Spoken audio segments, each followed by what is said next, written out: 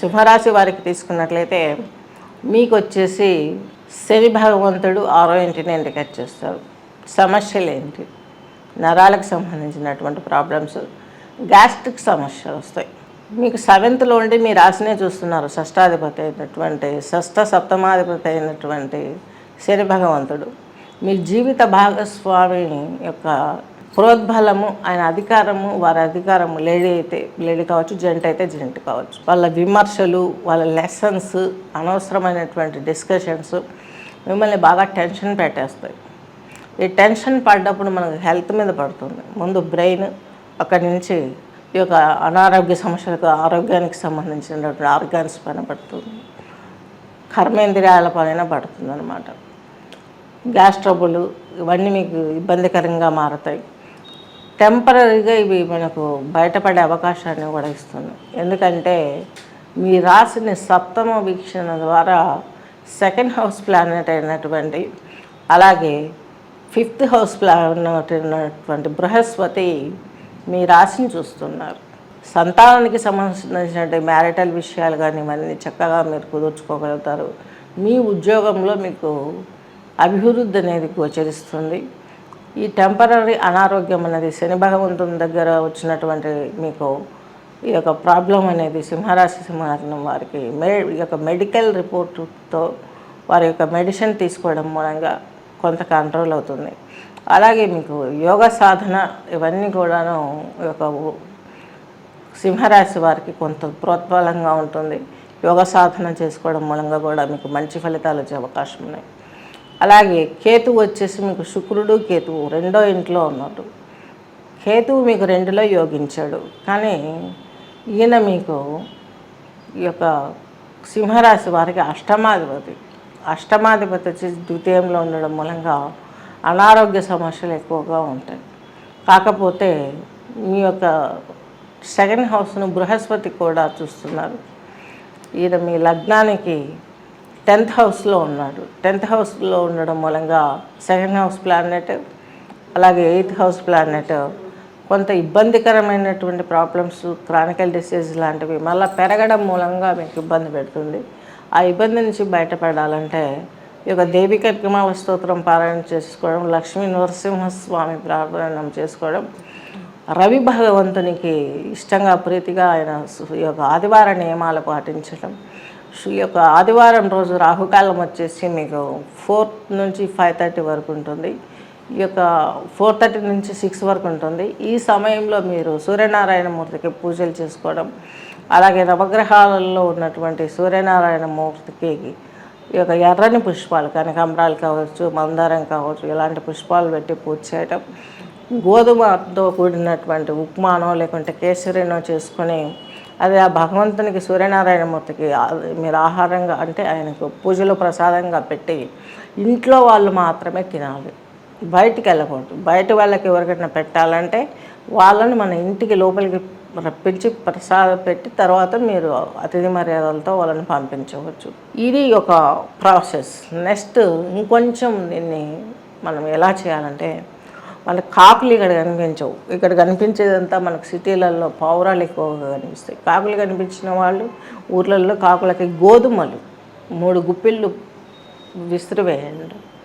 ఆ గోధుమలు తిన్నటువంటి పక్షులు గోధుమలు తింటే అది మనకు చక్కని అనుభూతిని మంచిని కలగజేస్తాయి. వారికి ఆహారంగా ఇవ్వడం జరుగుతుంది. అలాగే గోధుమ ఉప్మా ఏం చేస్తారంటే ప్రసాదంగా టెంపుల్స్ దగ్గర భిక్షను తీసుకునే వాళ్ళు ఉంటారు. వారికి 3కో 5 మందికో మీ శక్తి కొలది ఈ ప్రసాదాన్ని పెట్టినట్లయితే వారి కడుపు నిండుతుంది. వాళ్ళ దీవెన మీ పైన తొందరగా ఫలించే అవకాశాలు స్పష్టంగా ఉన్నాయి. ఇంకా విశేషించి తీసుకున్నట్లయితే మీ 10th హౌస్ శుక్రుడు 2వ ఇంట్లో ఉన్నాడు కదా, చక్కగా ఉంటుంది, అభివృద్ధి ఉంటుంది, అప్ అండ్ డౌన్స్ ఉంటాయి. ఇట్లా ఈ యొక్క సెప్టెంబర్ మాసంలో మీకు ఉద్యోగంలో అప్ అండ్ డౌన్స్ ఉంటాయి. మీకు 2వ ఇంట్లో శుక్రుడు యోగించాడు, కానీ కేతువు యోగించాడు, అష్టమాధిపతి. హెల్త్ వెల్త్ కొంచెం డిస్టర్బ్ చేస్తాడు, పురోభివృద్ధి ఇస్తాడు. ఈ యొక్క అన్హెల్త్ నుంచి మీరు బయటపడడానికి ఈ యొక్క శని భగవంతుని పూజలు కూడా చేసుకోవాలి. ఎందుకంటే మీకు 7th house planet 6th house planet ఉన్నాను కదా, గ్యాస్ ట్రబుల్స్ అవి వస్తాయి. దీనికి చక్కని రెమెడీ ఏంటంటే గోరువెచ్చని కంటే కొంచెం మీరు తాగగలిగినంత అంత మోతాదులో నీళ్ళను వేడి చేసుకొని ఇందులో ఈ యొక్క సాల్ట్ అలాగే 2 లెమన్స్ తాగితే ఫ్రీ మోషన్స్ అయిపోతాయి. గ్యాస్ట్రిక్ సమస్య క్లియర్ అవుతుంది, ఐబిఎస్ క్లియర్ అవుతుంది, కొలెనో క్యాన్సర్ ఇది అవుతుంది. సాల్ట్ యాంటీ బ్యాక్టీరియా, అలాగే లెమన్ వచ్చేసి మనకు ఆక్సిజన్ ఎక్కువ ప్రొవైడ్ చేస్తుంది. ఇవి రెండు తీసుకోవడానికి చాలా మంచిది. జనరల్గా హనీ అండ్ తేనె అండ్ నిమ్మరసం తాగమంటారు, ఎందుకు రక్తశుద్ధి కోసం. ఇప్పుడు షుగర్ ఉన్న వాళ్ళు తేనె తాగకూడదు కాబట్టి. అలాగే ఇది శంఖప్రక్షాళాసన యోగంలో మీకు ఈ యొక్క ట్రీట్మెంట్ వేరే ఫారిన్ కంట్రీస్లలో తీసుకోండి. కొలెనో క్యాన్సర్ వచ్చినా లేకుంటే ఐబిఎస్ వచ్చినా కూడా త్వరగా వాళ్ళకు ఫ్రీగా వెళ్ళాక ఇబ్బంది పెట్టేస్తుంది. వాళ్ళు హాస్పిటల్కి వెళ్తే ఏం చేస్తారంటే ఇంత పేగు వరకు మలం స్టోర్ అయిందంత లాగేయడానికి ఇంత పేగు కట్ చేసి అదంతా క్లియర్ చేసి ఆపరేషన్ చేస్తారు. అలా ప్రతి 6 మంత్స్కి ఒకసారి చేయించుకోవాల్సిన అవసరం వస్తుంది వాళ్ళకు. తద్మూలకంగా ఏమవుతుంది, పేగు ఇంత అవుతుంది, మేము చేయవలసిందంతా చేసామండి, సారీ మీకు ఇంకా నెక్స్ట్ ఆప్షన్ లేదు అంటారు. ప్రాణాంతకం అయిపోతుంది. అంత దూరం ఎందుకు, మనం క్రియ చేసుకుంటే ఒకే రోజు 3-4 టైమ్స్ మోషన్కి వెళ్దాం, హ్యాపీగా ఉంటుంది. ఈ వెన్న తినండి, ఇదంతా ఆయిలింగ్ అవుతుంది. ఉదయం 6 గంటలకు అలా లేసినప్పుడు మీరు 5 గంటలకు లేచి ఈ క్రియ స్టార్ట్ చేసి నెక్స్ట్ ఈ యొక్క వెన్న తిన్నారంటే మీకు ఈ ప్రాబ్లం అంతా క్లియర్ అయిపోతుంది. గ్యాస్ ప్రాబ్లం క్లియర్ అవుతుంది. ఇవన్నీ చేస్తూ క్రియాస్ చేసుకుంటూ యోగాసనాలు, ఉదరాకర్షణాసనం అని ఉంటుంది, అలాగే త్రికోణాసనం, ఇవన్నీ మీరు చేసినట్లయితే మీకు చక్కని ఫలితాలు వస్తాయి. అలాగే వెల్త్ కూడా బాగుంటుంది. సంవత్సరం తీసుకున్నట్లయితే చక్కగా మీకు ఈ యొక్క దశమంలోకి గురువు రావడం అనేది ఇబ్బంది అనేది ఏం లేదు. కొంత హెల్త్ కొడుతుంది.